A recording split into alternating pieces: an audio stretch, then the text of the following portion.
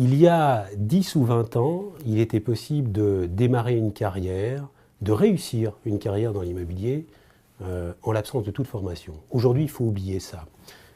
Je le répète, l'immobilier est devenu plus complexe, plus technique.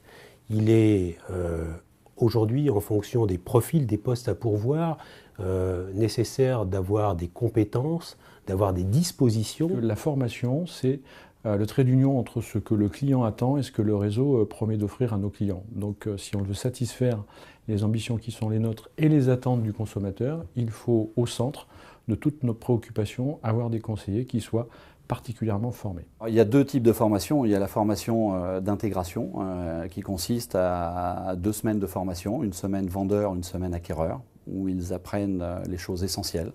Notamment, comme je vous le disais tout à l'heure, pour rentrer des affaires, savoir lire un bail, savoir estimer une affaire, connaître le b.a.-ba du mandat, de la loi Hoguet et de tout ce que connaissent nos confrères de l'immobilier.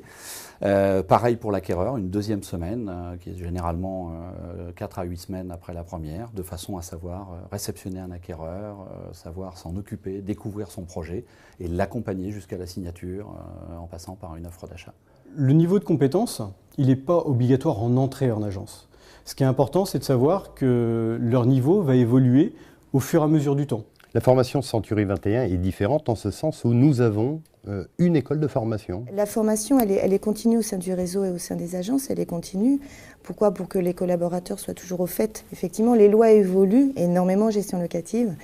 Et le fait de pouvoir délivrer de la formation aux collaborateurs, ça leur permet d'apporter un meilleur service aux clients. Même si on a des années d'expérience, parce qu'un métier, il bouge, il évolue. Et le fait de se reformer pour réacquérir ces nouvelles données, c'est très important. Et on sait tous qu'un collaborateur non formé, c'est un collaborateur perdu.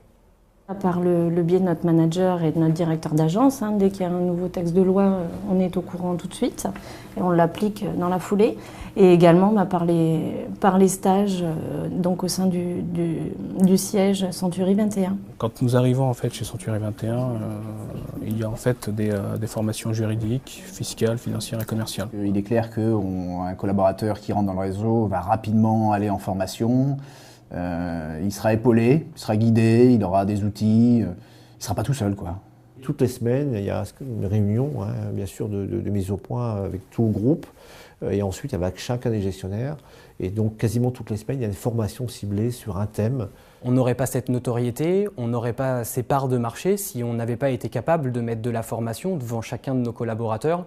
Parce que vous le savez sûrement, c'est un métier qui évolue sans cesse, parce que la réglementation change, mais parce que ce qu'on demande à chaque professionnel est de plus en plus complexe. Et chez Century 21 France, nous nous battons auprès des pouvoirs publics notamment pour que ceux-ci mettent en place une formation diplômante et que chacun d'entre nous puisse avoir un socle de formation minimum, formation juridique, fiscale, financière, commerciale, pour pouvoir exercer le métier d'agent immobilier.